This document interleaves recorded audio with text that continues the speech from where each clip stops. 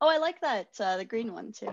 Oh, that's Got mine. kind Yeah, of like a tin, and now it looks tiny because of perspective. It almost fits like it's it's pretty. about It to actually is smaller. fit into the other one. It probably could fit into the other one. They're like, what are those little dolls? They are the Russian nesting dolls. Russian nesting dolls. So you have Russian nesting mugs. Russian nesting mugs. Welcome back to Adulthood Friends, the discussion-based podcast where two former childhood acquaintances, now friends, discuss the things that truly matter. Truly, that's good. I know. I've converted you to my side of adverb. Well, I loving figured people. we should even it out. Sometimes we say without, sometimes we say it with. So I'm Maya. I'm Josh. And this is our 4th episode. And I have to say, so far it's been surprising the number of people that have been listening. At least surprising to me. I don't think it's throwing Josh as much because he's used to some, minor fame. I don't know what to call it with his film. I wouldn't say that exactly. Well, how many views do you have on that one film on YouTube? I do have a movie on YouTube that I made with a friend. It has 10.5 million views. Right. So I'm assuming you don't know all those people. I know them all personally. They're all real good friends of mine. So yeah, for me, so when we started the podcast and posted it, as soon as we saw like 6 people, because we have the statistics, saw that 6 people had listened to it, and I was like, oh my God, 6 people listened to an hour of us talking.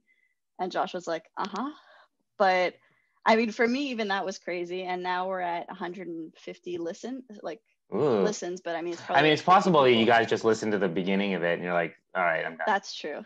But do you think 50 people listen to the beginning of 3 episodes? That seems less likely. Yeah, there's probably some variation in there. Yeah, someone's at least, even if 5 of those people are listening to the whole thing, that's already so many more suckers. people. So yeah, I mean, in a way, it's very exciting, but it can also kind of, at least for me, I can get sort of a self-censoring effect. There's a better word for that.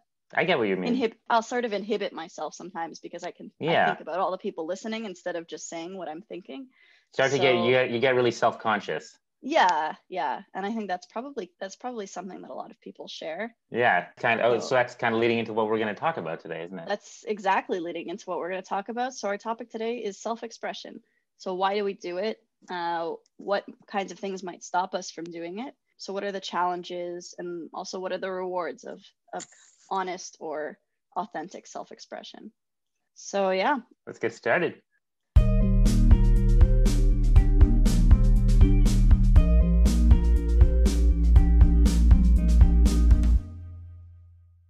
And we're back. By the way, I should mention, I want to say thank you to my good friend Tam Duong, who's a wonderful artist and musician who did our opening podcast music. So shout out to Tam for that. Yeah, thank you, Tam. Thank you, Tam. So we're talking about self-expression today. And one of the parts of self-expression, I think, is the fear of being judged by people. So, I mean, we imagine this like hyper judgmental person. Sometimes it's a real person. We think, oh, what will that person think of us? Or maybe it's just the most critical versions of ourselves listening. Yeah, you're nodding to that. No, I get exactly what you're talking about. I just imagine a little Aya Ishai in my head. Yeah. Oh, that's. I'm just kidding. Me I'm too. kidding. Oh, I wonder if everyone's got that. Tiny Aya Ishai. I think of the most judgmental person I can put. No, I'm kidding. I'm kidding. I mean, I am pretty judgmental. I think naturally I'm fairly judgmental. So I end up having to tell myself, like, nobody cares. And if they do care, if they care like so much that they're going to pick on what you're doing and say like, oh, that's so stupid. Why would they do that? Why do they say that? Then they have their own problems. Does that seem? That's fair. I think that's true. Today, Josh. No, I talk so much. Don't overcompensate. I need you to talk, man. I just went for my run. As long as I go for my run, I told you I'm like a child that like once I like run around for a little while, I get tired out, and then I become a lot more, malleable and easygoing. Like, you get to like a normal person's energy level. Exactly. Yeah. When I'm tired, people love talking to me. No, I mean, I'm used to your energy kind of getting everything going. So your silence is very unnerving. Feel free to talk more. Okay. All right. Well, now when you tell somebody to talk, well, you're talking to a guy who is all about self-expression. I mean, Yeah. I'm a filmmaker. I'm a storyteller, actually. People ask me what I like to do. I tell them I am a storyteller because I don't know. People, this is a little bit of a digression, but if you people are like, oh my god, you like shooting movies, right? You're a filmmaker, right? Oh, do you want to like shoot my kid's bar mitzvah? It's like, And you're like, oh no, wow, that's a really great that's not at artistic all what endeavor. I had to, yeah, I had to ask myself. I'm like, that's not what I enjoy at all. No, Yeah. it's not the act of shooting that is my favorite thing. It's I like telling stories, and the medium of film is a great way to do it. But I've done plays, I write stories, short stories, screenplays, and that Can I kind of thing pause as for a well. second there? Do you not think that a bar mitzvah could be a very entertaining film though? Like there's a lot going on there, like it can I be could have bar mitzvah. terrifying. I could be if it was a film, but it's not a film. They just want me to record. I don't get to have any say over Yeah. it, and I like to Oh, have I that see. control. They don't want you to to expose the dark underbelly Yeah, of maybe I'm gonna. becoming a I'm man. actually. There's some people who really like doing documentary type stuff. I like Yeah. telling narrative films. I like having an idea in my head Yeah. and bringing it to life. And I feel like Okay. you and I have some similarity in that regard. You like writing. This is one of the things that as we got to know each other better, especially as adults, we realized, hey, we both like writing things. We both like telling stories. Yeah, and I think for me, I don't know if it's so much the storytelling. I actually have to ignore the fact that there might be an audience to actually get into something. So for me, any kind of writing or self-expression type thing, or even this, is much easier when I forget that there might be someone reading it or listening to it later. And then I can be more natural. And ideally, I just think of myself as the audience while You're I'm the writing a audience. story. Yeah, Do you I do it think for yourself, do you think, or do you do it for a potential audience at all? I mean, I guess if I were completely doing it for myself, why would I why would I post it at all? So Right. I think it's a bit of both. But like for writing, I have to be doing it for myself while I'm going through the process. And then once it's done and I've kind of removed myself from it, then I can share it. And then I'll send it to people and say like, oh, what do you think? But Mm-hmm. It's while weird. I'm doing it, it can't be. It's like that classic battle that artists have between wanting to share their work and put it out there and being terrified Yeah. of anyone ever seeing it. Yeah, exactly. Yeah. Yeah. And I mean, the thing is, if I'm thinking about a potential person at the end of it, I think it really negatively affects whatever I do because then you're thinking like, oh, what am I supposed to do? What's normal for people to do? Whereas if you just stop thinking about that, then the things that come out end up being a little bit more, in my opinion, more interesting, more creative, probably a little bit more original. Mm-hmm. So you're doing it for yourself. Yeah, well, because you stop worrying about what the rules are or what you're Mm-hmm. supposed to be doing or expected to be doing. And then, yeah, once there's nothing expected of you, and once you think nobody's going to listen to this or nobody's going to read this, then you're kind of free. You should be free all along, but some of us have to work a little harder to get there, I guess. I thought about this a lot. There's a lot of famous directors and writers and people that some of their first works are often some of their best. And I think part of that reason is, they didn't know what they couldn't do, in a sense. Like, I feel like when you're starting out, that ignorance about how hard something is going to be and how people are going to take it and all that stuff is actually really good. You take these risks that you may otherwise be more afraid to take when you see the system, when you're in it, right? But when you're starting out with something and you're like, screw it, whatever. I think that actually is when you make some of your best stuff. And anybody who's up there who tells you otherwise, don't listen to them, because that means they're scared. Some people are just because you've been doing something longer doesn't mean you're less afraid. It actually might mean you're more afraid sometimes, right? Because you can get more bucks. Exactly. Exactly.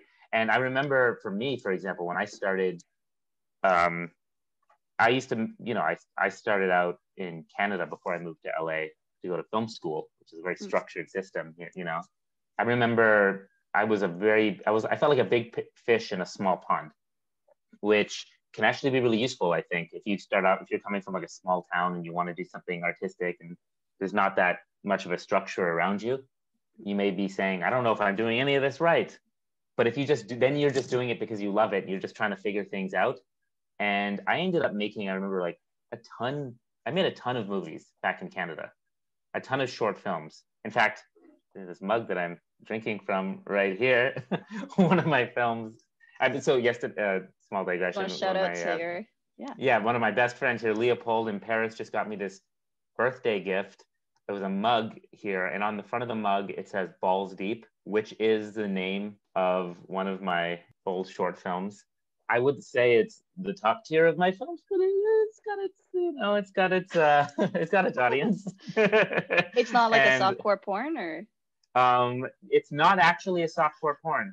I was always thinking though, if I make a sequel, it should be called Balls Deep 2, Balls Deeper. And then the third one should be called Balls Deep with a Vengeance, and then Live Free or Balls Deep. No, and then A Good Day to Balls Deep. If you don't, these are just Die Hard references at this point. Oh yeah, I haven't seen Die Hard. I don't know. Oh well, that explains that. That explains why. There's literal definitions on the back of this mug, and it's an actual. If you see here, it's a. I can't see the people listening. Oh, you can't really see. Yeah, they can't see. I will read it out though. It says. These are definitions of Balls Deep, and the second one says the 2012 cult classic directed by Josh Littman. What? You haven't seen Balls Deep? There's a quote he put on it. So he personally made this mug, I guess. But anyway, I used to make ridiculous stuff like Balls Deep. I don't know if I would make a movie like Balls Deep today. Right. I don't think I would. Now, maybe I shouldn't have ever made a movie called Balls Deep, but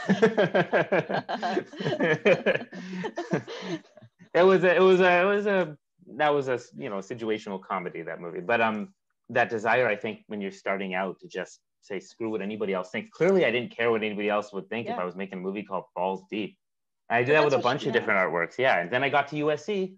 I got to film school in LA, and I suddenly, of course, I had this more structure. All these real film people were on me. And I obviously, there was a while I had to get more I feel like, I should censor myself maybe a little bit more, because these are real film people. Like, what are they going to think? I have to be very careful with what I make and what I want to say. And, I think that can be a weight sometimes. For sure.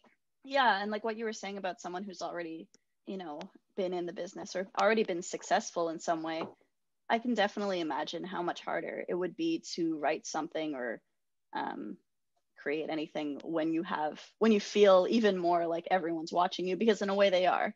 If you're already famous and you release something, everyone's going to watch it whether it's good or not. So there is more risk in a way, but in any case, like, it should never matter, because nobody cares enough for it to affect how you do something. It feels like people's opinions. Does it mean never though? Does it never matter? Never matter. I mean, like, if you get big enough, I guess technically it starts to. I guess you start to feel the weight of, everyone's really upset at George R.R. Martin right now. Like, where's that next Game of Thrones book? Or, Yeah, but you don't owe them. I mean, That's people true. Start to treat you like they own you, like they. Yeah, they do. You're somehow their like dance for me clown. Like, it's not, or what is it like you're not their court jester that needs to entertain them. Like, you did it for. I mean, I now have like what? I have about 85,000 subscribers as of now on YouTube, which I guess is quite a bit for me. And I'm trying not to brag. At first, it started out with all these people who were just like, "Wow, we love it. We want, Now it's like, where's the sequel? Where's the people are demanding things of me? I'm like, what? You're demanding stuff of me? I just put my stuff up on YouTube originally just because I needed a place to put it. I just wanted to store my stuff up there so I could easily access it. Yeah. And now people are like, we're your fans and we can now demand stuff. Yeah. It's interesting though, because like I kind of get it from a fan point of view. I don't know. It's like when we gave you this power, you owe us. Yeah. Now. Or it's not even that. It's like, you have this wonderful gift. Why don't you use it more? Like J.K. Rowling, I'm like, why don't you write prequels to like, I want to hear about Sirius Black and Lupin and Harry's dad in school. Why isn't there a whole other series of them through? I mean, to be fair, she's been filling in. She does a lot. Yeah, no, she does a lot. She's very prolific. There's really nothing to. It's just more like, I think when someone gives you so much with what they've done, like, or when you read something, you're like, oh, this is so wonderful. Why wouldn't they make more? It's like, give me more. Yeah, I don't know. Yeah. Well, I mean, that's at the yeah, and of course, I am, just for the record, anybody listening, I am not nowhere near any of those levels. You're not J.K. Rowling? I'm not, and I grew up, she's one of my heroes, I think. Harry Potter's awesome, yeah. Have you read Harry Potter, yeah. Have you read the... I've read nothing else by her. What? So she wrote books under a pseudonym. I don't understand. I mean, I understand writing under a pseudonym, but it's like she picked a male pseudonym. It's something stupid. Robert Galbraith. Right. Something like that, yeah. Something Galbraith. And they're good, actually, like, if you don't mind detective novels, because it's her writing. Maybe right? I should check that out. Good. I don't read enough like you. Yeah. But when we worked at the library, I read the back cover of every book, as you know. I just didn't read. Does not count. That's just like... It's, if you add it all up, that's like a few bucks right there. Unless you're doing like a grade 3 book report, the back cover is not enough. I could tell you what every book was about. I just didn't read the book. I mean, then you just have to cultivate like a comfort with lying and just tell people that you know. Yeah, that's like, the problem. I remember it's a harrowing tale of something and something, and you'll basically... Yeah. We're supposed to be an honest podcast, so I'm. Well, we're being honest about your potential to lie your way into people's respect. I don't know. So I want to ask you something though. Yeah. Because you are, I'm going to use this term loosely, you're an aspiring writer, would you say? I don't like the aspiring part. Yeah, you're right. I don't right, either, yeah. And I want to attack the word aspiring. If I'm writing, can't I just be a writer already? I've written a 230-page thesis. That's the right answer. I wanted to like be all sophisticated about it. Well, aspiring is also like, if only one day I could be a writer, but it's like, just write something and boom, you're a writer. So I've written one thing at least. So doesn't that count? I mean, then it absolutely counts. Fine. It absolutely counts, and that's the right answer. Nice. Absolutely. I mean, there's a is my voice cutting out a little? It was going like, you were a robot. Was it roboting? Yeah. Okay, I apologize. Is it better now? You're fine now, though. Yeah, I don't know what happened there. Okay, so there's I think it was James Cameron, one of my favorite filmmakers, who said this, something along the lines of, if you're an aspiring filmmaker, you want to make, movies, just drop the aspiring. I think it's the same thing, and then, once you are that, once you're doing it, then you're just like bargaining over price and, Yeah. And I mean, it doesn't even mean like, I don't have to be published or anything if you're just doing the thing that you want to do, then you're doing the thing. Like, exactly. It's the difference between being a writer and being a professional writer. Yeah. I'm not a professional writer, but it's fine anyways. So now I'm self-conscious with the fact that I've announced this but it's fine. Yeah. It's okay. That you've announced what are people going to do? A writer? I was like, I'm a writer, but it's fine. What are people going to do? You are a writer. We've talked about it. In fact, this is one of the things you and I bonded over. I know, but writers for can example, be so about douchey Vietnamese. About being writers. What? Well, yeah, but you're clearly so self-aware about not wanting to be douchey about being. You're the farthest thing from like a douchey writer. Are you sure? Am I self-aware enough? I feel like I need to be a little bit more self-deprecating to get to. You actually need to be less. You need to be less self-aware so that you can actually go and do more. I think. That's probably true. Yeah. You know what I mean? You need to be. You need to be a little bit more. Yeah, I can do this. I'm a writer. I mean, sometimes I am. So I like reading like a really bad piece of writing, published writing every once in a while, or something that I don't like. So I can be like, oh, I could do this. It's not even hard. Yeah. And then the next step is you do it. And then you do it. Yeah. Remember, we talked about this at that Vietnamese restaurant, you and I, when we hung out, when I came back. Yeah. No, I'm much better than I was at that point. You want to share with the audience some of your wisdom from what did I say? Well, since I shared it with you. Which Vietnamese restaurant? Because actually there were two, but there was the first one. Was there two? Was there different wisdom per Vietnamese restaurant? There was, it's like we go to a Vietnamese restaurant and the wisdom just like comes different out. Wisdom each time. Well, we were talking about just getting things done. Like if you want to express yourself and you are, you're a writer, there's a certain point, like how do you get to the point where you actually just do it? This was very important to you to get something made, yet you were struggling, I think, at the time. Yeah. With just doing it. Yeah. And what did I say? I think I brought up a story from somebody else that I had spoken to, who was like complaining about somebody else's film or work. Oh, that was it. Yeah. And Yeah, you he said was just like, yeah, what did I say? you said, well, it's better than the play you didn't write or something. Yeah, something like that. Yeah. And And I was exactly like, yeah, true. Like, yeah. meanwhile, this person's getting criticized for something they produced. And, well, what did you do? Like, Yeah. I mean, like, if you go and you make something, it's infinitely better than something that hasn't been made. I Yeah. know I that mean, people like to joke, like, it's better if you made nothing at all, but it's not true. If you put art into this world, I think it's almost always better than doing yeah. nothing. Yeah, that's probably true. And I mean, even if the first thing you write or produce or whatever, even if you decide it sucks, or at least you did something. Like, so I mean, I hate my thesis at this point because I don't want to look at that thing anymore. But sometimes I Well, you think spent about it how and I'm long on like, that thesis? oh God, to what, 2 years of wasted life? No. 2 years. Uh, No, I'm sure it was I mean, it wasn't worthwhile. 2 years straight. I, I, a lot of those years were spent procrastinating. So I bet you every single person on the planet who does a thesis spends time procrastinating oh, while for working on sure. their thesis. Oh, and Who that's works on fine. it nonstop? Oh, only, I mean, there are people and they should be like, go for it, be an academic, but that's not for me. But what I was going to say is like, sometimes, I'll think about how annoyed I am about that, but then I'll think like, okay, I wrote 230 pages of Mm-hmm. stuff. So You like, can do anything. yeah, that's kind of, I know You could do that's literally excessive, anything, but I was Aya. like, I could write, because then I was like, okay, what, a novel's what, 200 pages generally ish, at least minimum. Mm-hmm. I was like, oh, I've already done that. And it was way worse than a novel. Like now that I'm trying to actually write fiction, it's so different.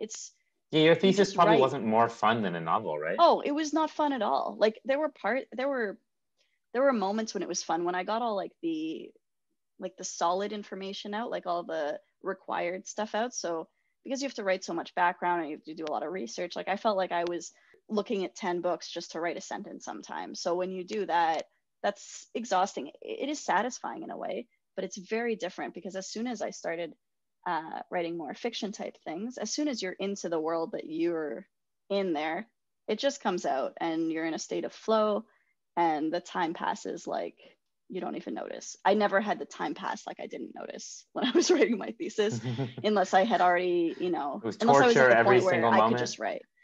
Um, I mean, all the moments where I had to, like, all that like self-judgmental stuff that seems unnecessary in most of life is actually very necessary when you're writing academic stuff, because you need to be able to see what someone might criticize or Mm-hmm. consider possible counter arguments, so that you can put in like a little footnote, oh yeah, you could say this and this and this, but these people said that and blah blah blah blah, which is fine, but it's not self-expression in any way. I mean, I think it's important to note that criticism isn't inherently a bad thing, and we need criticism to a degree, right? Like, and the fact that I think we all are pretty terrified of it in general. I know that I mean, a lot of people say, yeah, I love criticism. Yeah, give me all your criticism. I love it. You ever, those people that say that, they don't I was love it. about to say that, and I don't know if I it's, was gonna maybe say there's that until somebody you out there who got all really over the thrives place. off of someone tearing apart what they worked on for a year. But if No, it's thoughtful productive criticism. criticism, yeah, if it's productive, if it's thoughtful, if it actually helps, I mean, even then, if someone tears down a little bit, just you want to figure out the best way to criticize, right? People are sensitive when they worked on something for a long time. For But, sure. it's going to sting a little bit, but the point is to, take that in, cope with that, and then use it. Yeah. Make what you have better. If you just become there's another side to it too, right? If I just did whatever I wanted and I didn't listen to anybody, that's not good either, I think, because it's not worth something being my idea over the best idea, right? If I hear an idea from somebody else and it's better, it's my responsibility, I think, as an artist, to really listen to that and potentially change what I have. And the only thing that would get in the way of that is ego or my, getting hurt by the criticism or something. Right. So Yeah, I mean, it is important to do. And I guess some people might not want to I can understand if we're terrified of that criticism we'll get, we might not, you might not want to get started in expressing yourself because then you're going to have to deal with that criticism. But I think that's a part of life too. You have to, you can't just shutter yourself away. for sure. And I mean, so I think that criticism can be super helpful but it's also kind of good to know when to say that that's not what you want. Like, I mean, it depends on the situation, but if someone's critique is going to make your work into something that you didn't want it to be, is it still ego, or is it? No, you have to be able to that's what you have to do. You have to be able to stand back and parse it out. Like, you have to listen to the criticism, and then you have to say, oh, this is actually helpful, or this isn't. I see where you're coming from. But you have to do it without ego, and you have to do it, you have to be able to put, that sensitivity away a little bit. I actually, one of the things that really helped me, and this is going to sound kind of braggy again, I don't mean it to, but actually, when I started getting millions of views on movies and all these subscribers, they came with thousands and thousands of comments. Oh yeah. And likes YouTube and dislikes. Comments are brutal though sometimes. Well, that's the thing. I was expecting the internet's supposed to be a really mean place. But in general, I've gotten relatively positive comments. That's awesome. In fact, I would see a ratio. Generally, my films have a ratio of at least 90% positive likes to 10% dislikes. And whatever, at least, it could be better, a little better than that or worse, right? But it's generally around there. And I go, wow, okay, so the vast majority of the people are enjoying this thing, right? In the comments, the vast majority also talked about how much they enjoy it and like it. And I started to realize, oh, okay, when you take statistically the vast majority of people, those little things that you get bothered by, most people don't care. Yeah, like, that's true. That's okay. And even if it was the other way around, let's say it was like 10% of people liked it and 90% didn't. Okay, maybe the vast majority hated your stuff, but there's like a niche out there that likes what you've done, and those people matter too. You still affected people with what you've done, right? Like you said, like even if 6 people were listening to this podcast and somebody got something out of it, like that's worthwhile, For sure. Yeah. So I think when keeping that in mind, it doesn't matter. You make that's why you have to ask yourself, what do you like first, right? I feel lucky, I guess, that what I tend to like seems to appeal to a lot of people when I put it out there. But there are people out there who have a niche, what they like, right? And that's okay if 20-30% of people, you appeal to them instead. As long as those people really like it, those people matter, and you matter, and what you like matters. It's not about that ratio necessarily, but it also goes, my point here being, though, it goes to show you that, okay, so I bring a movie to a friend or a couple friends, and they go, oh, I hated this. I'm like, oh my God, it must be a terrible movie now. These 2 friends didn't like it, but thanks to YouTube and me putting it out there, I'm like, oh wait, no, tens of thousands of people, 1 million people like this. You should just so you guys are actually you guys are actually in the minority, and now it makes sense. Oh, you guys are super critical maybe because you went to film school with me and you have a different view, and you start to get a better perspective. Is this a real story? I am thinking about there is a real story. I don't know if you want to hear this real story. Tell us the story. Well, I have a movie that I'm going to try to do this without calling anyone out, but there was this movie that meant a lot to me early on. It was like the 3rd movie I ever shot, and it was called The Suit. And this movie, I remember I wanted it to be everything. It was just big for me. I shot it over an entire summer. I did most of the stuff. I shot most of it myself. Not all of it. I directed it. I wrote it. Cast tons of people, shot in many locations all over the place. It's hard to get a lot of locations. It was like a beast of a movie, and it was super disorganized and chaotic. So it took forever to put together. It took me 3 years to put this movie together, and it was the kind of movie that shouldn't have gotten finished, given how disorganized it was. But I believe in finishing what you start. So I also had to let go of the idea that it was going to be perfect.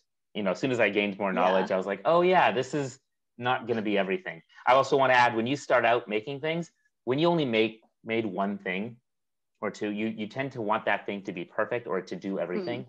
Yeah. You start to understand when you make more stuff that the thing you made, that thing doesn't have to be everything. Like Balls Deep didn't need to be everything. Balls Deep needed to be balls deep. And I think it succeeded at being balls deep, and I'm proud of it. If Balls Deep was the very first movie I ever made, I might have wanted it to be just everything. My mother listens to this podcast now, just FYI. That's the name of the, Mornicki, this is the name of a movie. It is not a porn. Oh, no. It's like The Hangover. Anyway, so I wanted The Suit to be everything, is the point. And I learned, after 3 years putting work into it, I realized, okay, it doesn't have to be perfect, but I was proud of it for what it was. I thought, it was a love letter to my hometown. I had so many of my friends in it. I told a story I thought that meant something, and it was like still, I think it's like the longest short film I've done. It's like 26 minutes long. And I was getting close to finishing it. I shot it before I went to USC, but after I went to USC, I was finishing it while I was in school, like on the side. I remember my good friends and housemates at the time. So I wasn't. They had seen some of me working on it. They were like, "Oh, it's looking good. Good job. Keep working at it, Josh. It's really cool what you're working on." They tried to give me some notes, to help. Cool. But then when I was sitting next to one of them on the couch once, I saw my name. And like they were like they had their laptop on their lap on the couch, and I didn't mean to really look over, but I saw my name in a message box, so I kind of had to see what are they. Yeah, it's fair.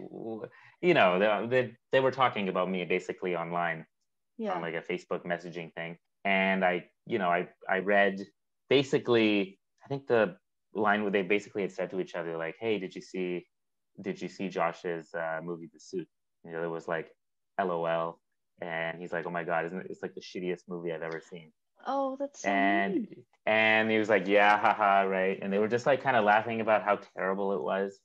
And I remember thinking, "Oh my God, I made the shittiest movie of all time. This is what clearly this is the objective Or I fact picked now." the shittiest friends. Like No, and by the way, these people I'm talking about are some of my favorite people and best friends to this day. Okay. And Never we've mind talked then. about this. Take it back. Yeah, so I have to Statement make that statement. Yeah, I love them. And this is Yeah. it's possible. I mean, it was the first year of us knowing each other. It wasn't meant for me to hear either, right? It was them just kind of, shooting the shit about my shitty movie. And this is a movie I've been working on for 3 years, and I had previously been excited. But now after I read this, I basically had resigned myself to the fact like I made a terrible movie. It's a bad movie. Now I still believed in finishing what you start, so I did my best to edit it some more and finish it up.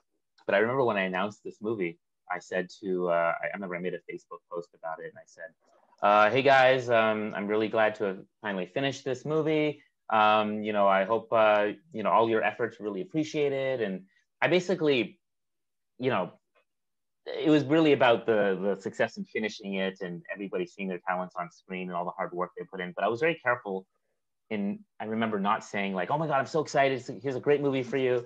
Like I really didn't talk up the film because in my heart, I felt it was terrible at this point when I released it because of what I had been what I'd heard. And also that, to be honest, it was making me feel like maybe I'm not that great an artist after I read that. Anyway, I put it out there, and a lot of the people, they seemed to be happy that the film was done. So I was happy I finished it. At least I'm a person who finishes what he starts, right? And then I submitted it to I had a kind of a thing I did every time I finished the movie. I submitted it to a number of festivals, so I did that. But it was kind of a mindless sort of thing. I wasn't expecting anything. And then I remember it. There was this festival that it got into. I thought there was like some sort of mistake. I'm like, "Did it get into a festival? This is the shittiest movie ever made. That doesn't make any sense." And it got into that festival, and then it won the festival, and it won me literally $500. I'm like, this can't be real. And then I saw the money in my account. Yeah. And I won $500 for apparently the shittiest movie ever made. That's awesome. I'm like, That's well, a very I'm like, inspiring wow. story. I'm like, wow, this doesn't make any sense. I'm like, this must have been a fluke. And then I think it got into the Canada International Film Festival next. Whoa. And it won an award, the Rising Star Award, I think it was. And I was like, okay, this is weird now. It's now on IMDb. My two roommates have been incorrect. Like I'm like, this is very strange. I started to, I put it up on YouTube too. I think it has tens of thousands of views at this point, 20 or 30,000, something like that. And it's got a majority of the same sort of thing. It has most of the people really liked it. Some are really enthusiastic about it. There's a couple of comments in there by saying, "Oh, this is a little rougher than your others," or "This one didn't do it for me." But it's also one of the earlier ones, right? So exactly. That makes sense too. Yeah. And but then you realize, okay, some people, there are some elements of this that are a little rougher that some people can't forgive, but the majority of people can forgive those elements and see the intention behind it. And I started to get a sense of its place, in the artistic world, or my artistic world, right? And I started to love it like any of my children. Like all my movies and all my artworks are children, right? You love them warts and all. Oh, right? for sure. So I really I really think it's important to love to love all of your work like children, you know, warts and all. And your children like work. No. And then I will say though, I did bring, I mean, one of those friends I remember just talking to him straight up about it, and he was like, I'm so sorry. I'm like, no, I mean, I understand. We're all critics in film school, you know. And then when you haven't actually made things, it's easier to critique other things. I mean, well, these friends are now technically they are filmmakers too, and they have made things. But although I was known at USC for having made more than basically anybody, because I came from back in our hometown in Canada. I didn't know what I couldn't do, so I just made lots of movies, thinking, wow, I'm sure it's nothing compared to everybody at USC. And then I got to USC, and I'd made more than anybody there somehow. And I'm like, what? You're very prolific. I don't know what I'm doing. I was prolific. I always joke I'm quantity over quality. I hope that's not the case. But I got there, and there's people. I remember they came to that school, and one girl was like, yeah, I made a PowerPoint video once, and I'm like, oh, okay, so that's not a like a prerequisite, a litmus test, a prerequisite necessarily, but I had done quite a bit. That being said, it was important to learn, you know, the professional structure of things at USC, and they kind of had to break me down and build me back up again, so I could learn, you know the rules, so you can then break them. You know what I mean? But like intentionally, while knowing exactly. And I remember then talking. There's still one of my friends there to this day. I remember bringing up the one who talked about it online with my other friends. I remember bringing up the suit to him. He's like, "Oh man, it's Tune. I love that movie." I'm like, "No, you fucking didn't." I saw what you wrote. I was like, "I know you wrote." What did he say? What? No. He's like, "What? No, I wouldn't." I'm like, "Dude, I read it." Scroll back 4 years into your text. I was like, "I read it," and I basically caught him on that, and I was like, "I read it," and he was like, he's like, "I know. I mean, it was," and he didn't have anything to say. And I'm like, "Dude," I was like, "Just to let you know," I said, don't worry, like it's fine. I want you to know that I want you though to be able to feel comfortable telling me your criticism to my face. I think I can take it, and I'd rather you tell me it, not because I'll feel okay when you tell me. No one wants to hear that criticism, but then when you do like something, I'll be able to believe you. Yeah. You know, when you actually do think something is good, and it's your taste or your style, or that, you know, it's just a legitimate, you know, criticism one way or another, I'll be able to really trust it. And, you know, I learned something, you know, myself there. And I think we've all done this. We all like to shit on things, right? We forget there's a person behind. Yeah, especially if you forget. I think that's the issue with a lot of the online stuff, is it's so easy to forget there's a person behind something. Exactly. And so I find myself not ever wanting to be like, oh, that was trash. Unless there's like the rare occasion where I'm like, that was trash, but then I really mean it. That's okay. Yeah. Yeah. So I don't know. I learned a lot from this story. Yeah. It's a long story, but I think it's worth it. I like that story. I think that's good. Yeah. I actually have a question as well. You do? Because I haven't been talking enough. You haven't talked enough. You wanted me to talk. There you go. You get it. I appreciate it. Well, because if I talk for a long time and I didn't actually, especially at the beginning, and like I just get kind of like, oh, I've been talking for too long. What's happening? I don't know what to say. Yeah. So, and you usually jump in by then, and I'm like, oh, great, Josh is talking. I don't have to worry. Yeah, but you have like a nice voice, like a real, like it's great, especially for audio too. Like it's very, I don't know, it's nice to hear. I feel like hearing me too long is grating. You. I feel a little weird. No, you're. Oh my god. You're like, I want to say thank you for what you said, while also not letting you self-deprecate, Josh. Yeah, like I don't want to have to address the self-deprecation. I think everyone feels that their voice is weird when they hear it, so I think that's a normal response. Yeah. So my question actually, so it has to do with. I'll talk for a bit too. I know you just told a story, so I was wondering if you ever have doubts about writing something because you think someone will recognize themselves in it. So I'm saying that because I wrote I did write a short story recently, and I didn't intend to have anybody in it. Like it wasn't my intention, but then I had a few family members read it, and they all said the same things. Like they all noticed the same people. They're like, oh, so that's this person, that's this person. I'm like, oh, God damn it. Like that was not, I mean, once it was coming out, it was kind of clear that those were the voices I was getting, but I don't know. Do you censor that, or do you ever worry about that? I mean, it's possible to worry. I think it's possible to worry about that. Just it's a natural human thing. Like, oh no, what if this person that I'm writing about sees themselves in there? I mean, I think writers all do this, right? We base our characters and situations off of our real life. Although that can be really nuanced sometimes, right? You can take I think I took there's a rabbi here that is like he's like a friend of mine. He's like the most wonderful person. And I was writing this character who's like a villainous rabbi for this TV show thing I was developing. And I was just basing it off of him, but I was basing the good parts of the villainous character off of him, Right. and the real stuff to make it more real.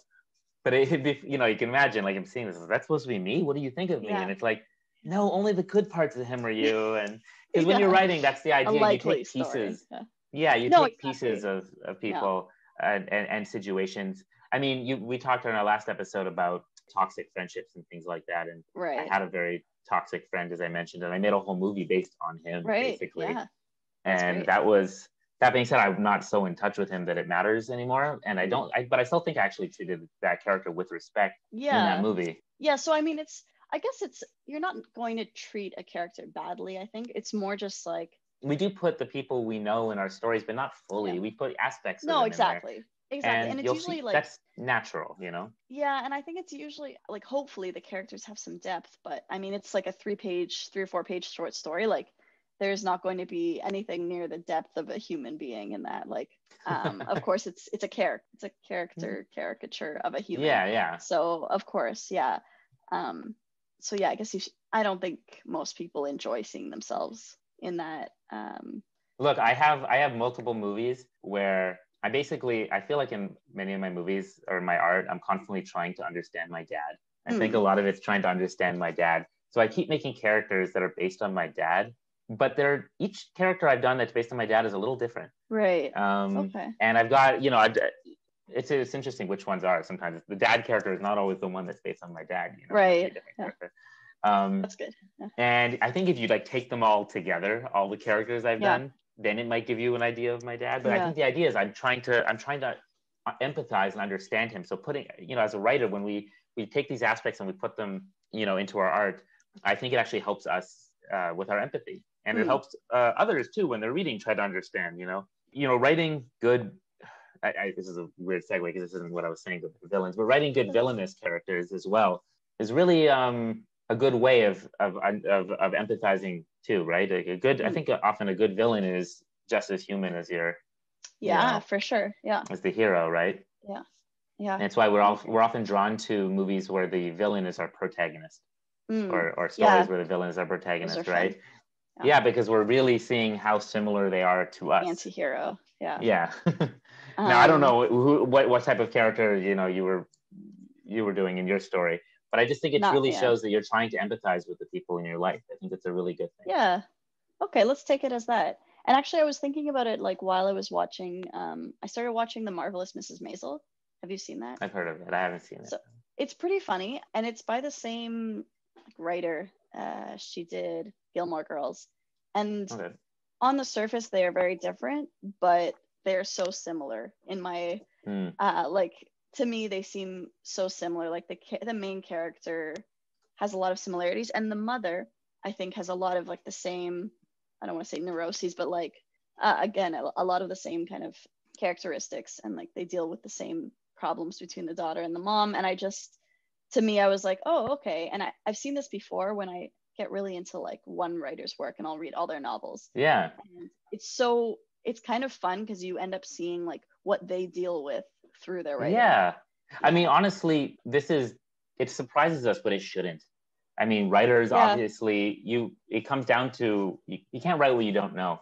One of the things I often find like writers, it's really good to have experience in other things in life. For example, I'll use filmmakers as an example. I know certain filmmakers where all they know is filmmaking. I remember USC, for example, didn't want to just take people in that all they've done before is film. I think the fact that I did neuroscience, for example, beforehand was very interesting when they let me into the school, because I feel like if you just did movies, then you end up making movies about people who make movies.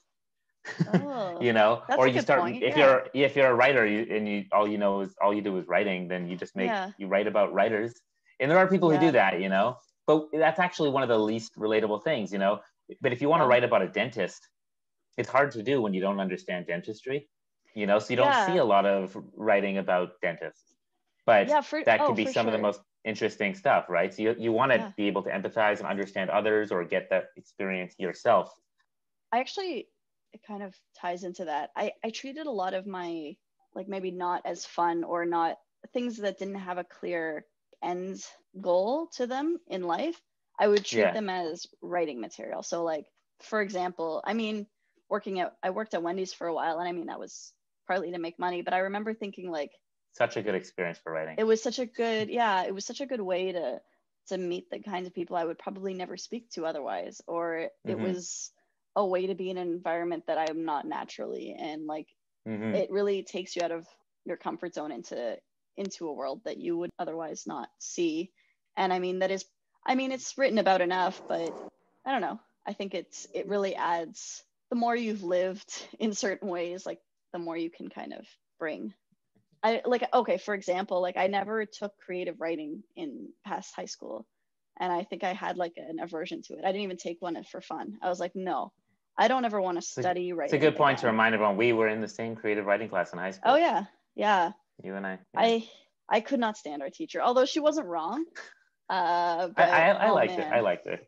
I mean, to be fair, I'm sure her life was not fun. Do you remember she had this phrase?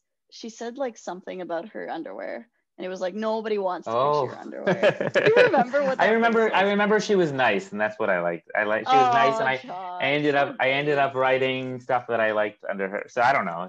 She was. That's all I need from a teacher sometimes. That's so nice kind. You don't want to remember the hilarious thing that she used to say about her underwear? I do remember there was something about her underwear. I don't know. Like I don't. Something itchy. Okay. All right. All right, I'll cut that out. Fine. No. I don't know what it is.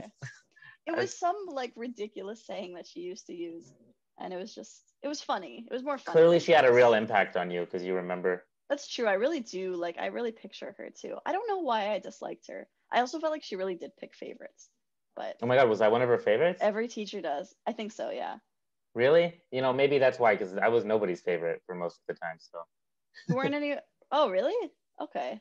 Yeah. I don't know. Maybe in the arts classes I did better, and that's why, No, I was some teacher's favorite. I actually met. Okay, this is a brag story. I'll probably cut it, but like. No, I've done enough brag stories. You need to have something in there. Well, actually, it's not funny though. It's not funny or anything. Look at you self-censoring. What are you gonna say? Let's hear it. But it's nothing but a brag story, so why would I? Then I want to hear it. I want to hear you brag. It's important for your self-expression. Well, the nice thing about this is I get to cut whatever I want. So so yeah, I took a Latin class, and it was an undergrad class that I was taking while I was in grad school, because I was like, oh, I have to take a third language, and this is my last chance to take a class like for free. I might as well take Latin because I'll never be able to learn Latin outside of. So I took the class, and so some of the students there were younger, and one of the students, I like started talking to me, and eventually I find out his last name, and I was like, or that his mom worked at Lucas, something like that, and I was like, oh, which teacher? Oh, sorry, yeah, that was our high school. I'm gonna delete this anyways, it doesn't matter. And when I found out who it was, I was like, oh, I took English with her. She was awesome. She was part of the reason or like world literature or something. I was like, she's part of the reason I went into what I went into.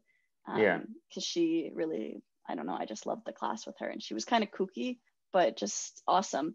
And he was like, okay, yeah, she doesn't usually remember her students, but he mentioned me to her, and she was like, oh yeah, I totally remember Aya. And she went on and about it, and she remembered like an essay that I wrote, and he came back, he's like, she never remembers anyone. So I was like,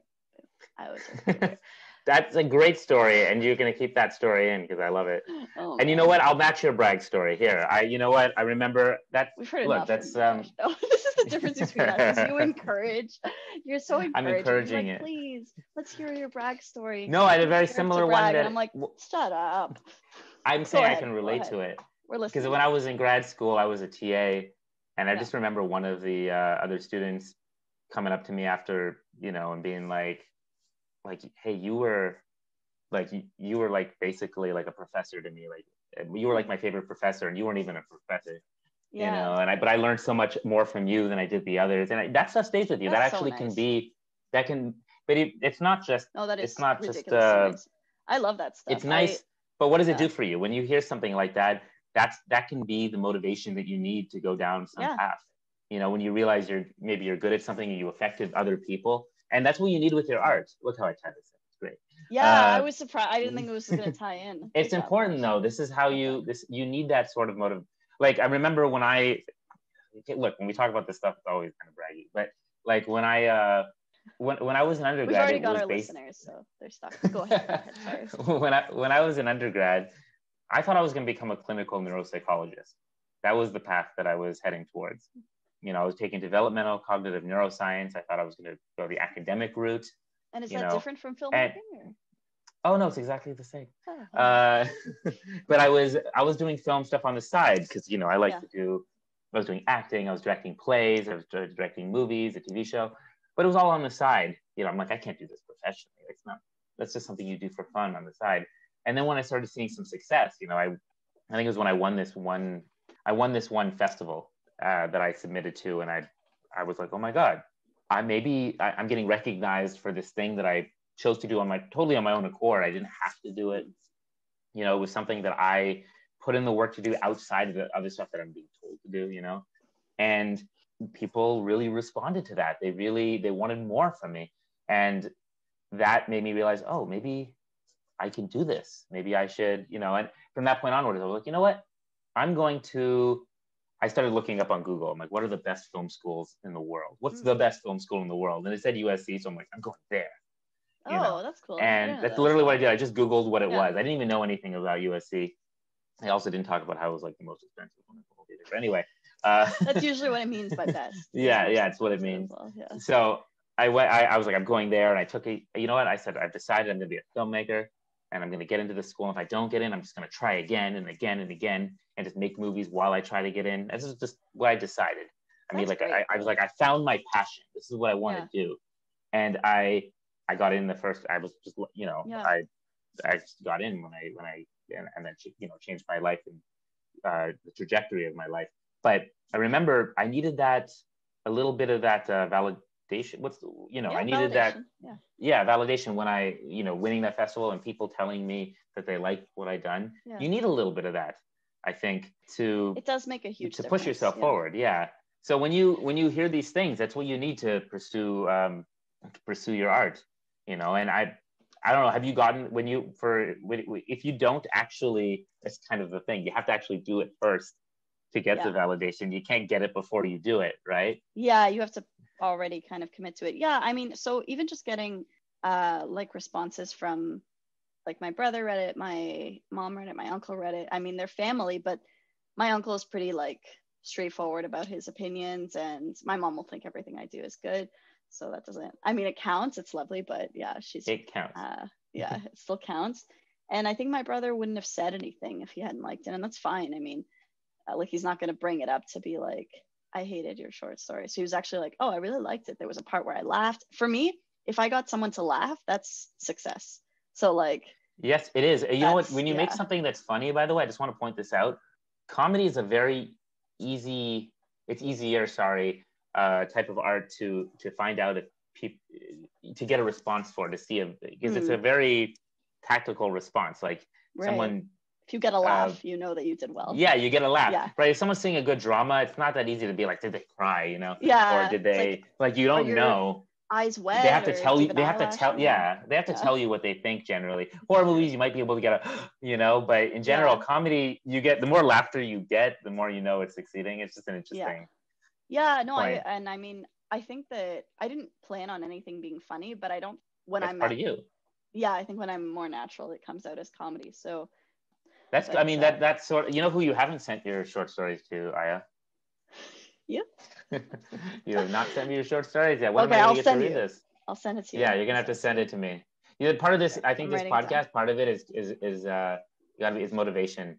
So we want to get you to write that novel. Yeah, well, I started that too.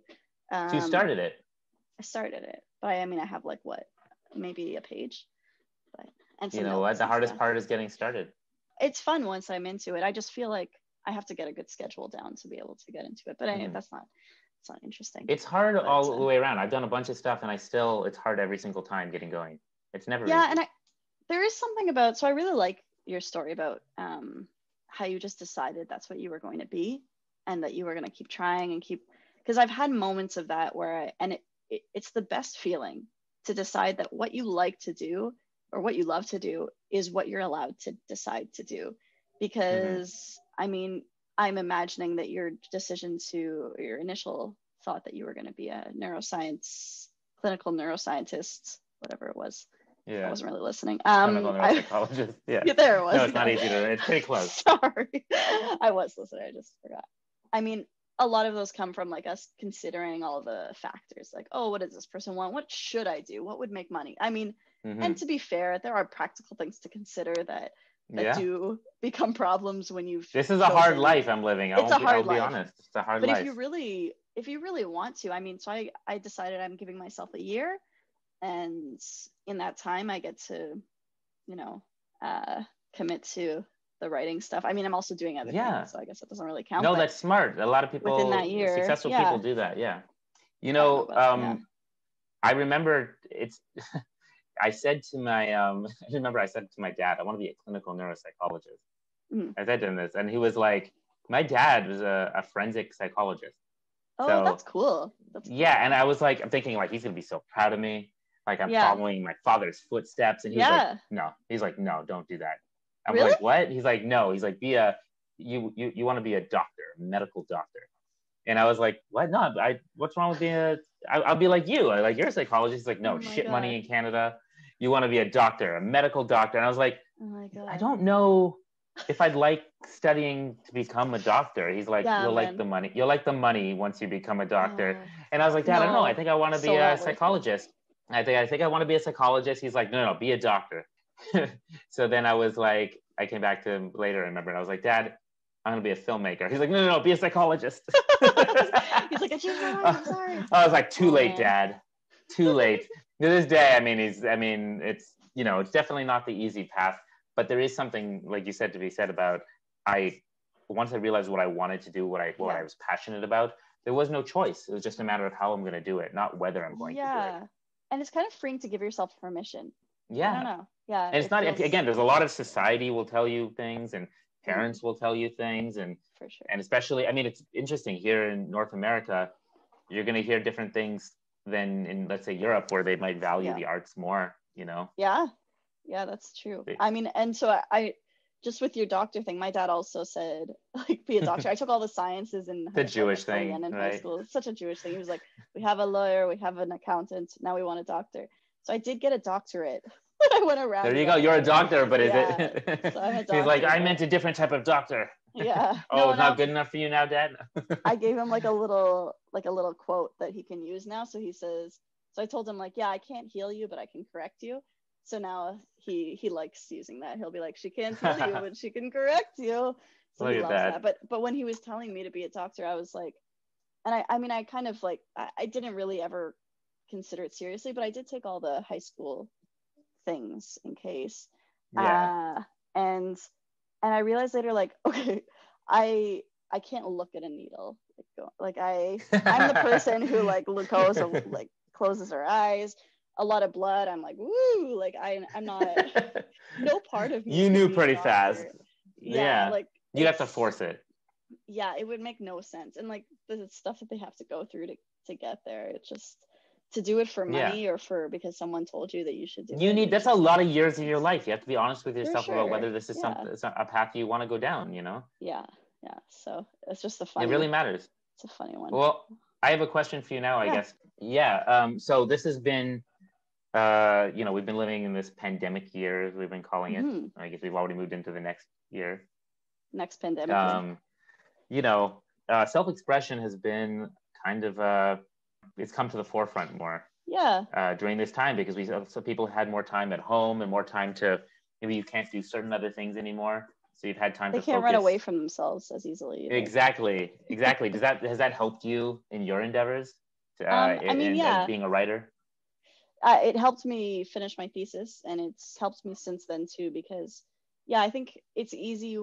Well, one, when you want to distract yourself, because it's like, I mean, it's still hard to sit down and do the thing. So it's a lot easier to sit down and do the thing when you don't have a lot of options. And it's also just like, when else could be better? Like, it's just the best time to have to do it, because other than having to look at the screen for another few hours, but like, I mean, when else will I have this much time at home? Yeah, so you kind of feel insulated against the world in a way, which I think is conducive to writing, at least for me.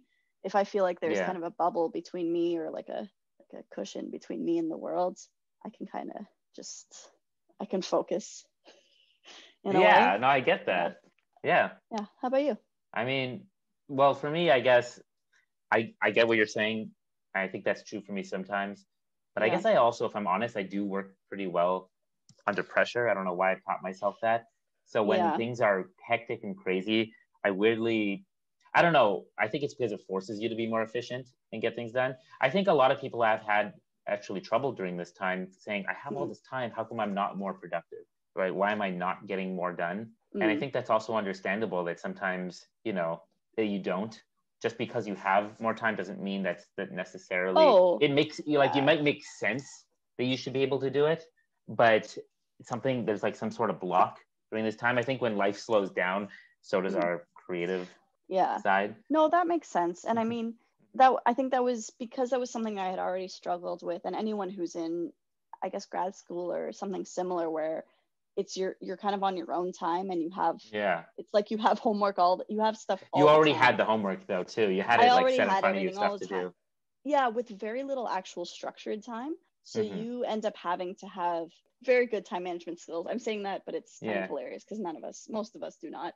But you end up having, like, you have to force yourself to figure out. You had some less sort of distractions schedule. at least, so that's useful. But yeah, there are less distractions. It's easier. Yeah, it's easier in some ways. It's harder in others. So. I mean, for me, I figured this was a year. Most years, I would start something like I would start shooting a movie or something, and I couldn't really do that this year. So this was a year of me finishing a lot of things. And when I think it's good when you have things to finish and when you have deadlines, and you need to create those for yourself. When you're out of school or out of work, right? So I found myself, it was very satisfying to finish a lot of stuff, a lot of films, and what is it for me? I started cooking this year. Me too. Yeah. Yeah, we both. Yeah, so for me, that was a big deal. Well, you also started a podcast. Maybe it's a good time. We started this podcast. Yeah. A good time to start a podcast over Zoom. Exactly. That's the whole point, though. We found, when one door closes, you can open some other doors. So there's other ways. If you find that you can't express yourself in the way that you wanted to, maybe because of the state of the world, it's a good time to explore other things you may never or may not have explored. So we can't travel, like you can't do any of the fun stuff, so might as well make a podcast. Might as well make a podcast. And I was going to say, on that note, I wish you luck in finishing your novel, and I want to read that short story. Thanks. I mean, you can continue wishing me luck about the novel for the next year. I don't know. I think you should give yourself a shorter time period than you think to finish it, and then if it goes a little overboard, I could say it to you, and then you'll actually make me somewhat. Yeah. What if you tell me that? Yeah, you give me when are you going to get this done by, Aya? Now that it's going to be on this podcast, when are you going to get a draft of this novel done? I'm going to get a rough draft done by July. By July, okay. Yeah. What do you think? That's or sooner. I don't think I can advertise it as sooner because I'm still teaching and stuff like it, and we're doing this, and I work for my dad. I have like 4 different part-time jobs, so. Yeah, you're looking at me like excuses. Yeah, I saw that one before you even said it. I know that fear of committing to those things. Okay, the truth is, you don't have to necessarily. Okay, June sounds good. You don't have to commit necessarily. No, it's this is good. just a belief I have. But what it does is, like, sometimes when you set a deadline for something, you don't necessarily hit it, but you don't. That means that you finish it not long after it either, because of. That's true. You feel like you're late now. So it's good to set, in general, it's good to set deadlines or set goalposts or whatever. Yeah, no, it's a good call, because also if you kind of let it go too long, it becomes more of a burden, and you lose like that initial excitement about it. So yeah, let's say June. Okay, June for your novel, and I also have to. I mean, let's hear a lot of things I need to get done. I don't know. I got a feature film. I got a feature film that I got to finish revising. It's called When Snow Falls on Tulips. I got to finish that. I've been actually procrastinating a lot on revising this. I know what I need to do, and I haven't touched it in months What's your excuse? You don't even have a job. I don't. I have stuff. I have things I'm doing. people to see. I also told you we both want to read this book. Was it Everything Oh is yeah, Illuminated? Everything is Illuminated. There Yeah. it is right here. Yeah, let's read it. Okay, we're gonna read this book. I'm gonna get done this feature. Right. You're gonna get done that novel, and you're gonna send me a short story. Sounds good. All right. Okay. Well, take us out of here, Aya. All right. Well, this has been another episode of Adulthood Friends. Thank you for joining us. I'm amazed that you've been here this long, and I hope that you get something out of it, because I think by episode 4, it seems like we're in it for the long we're in haul. it now. So, yeah.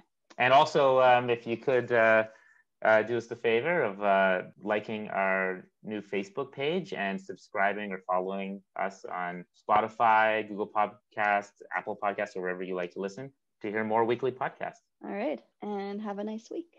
Bye. Bye.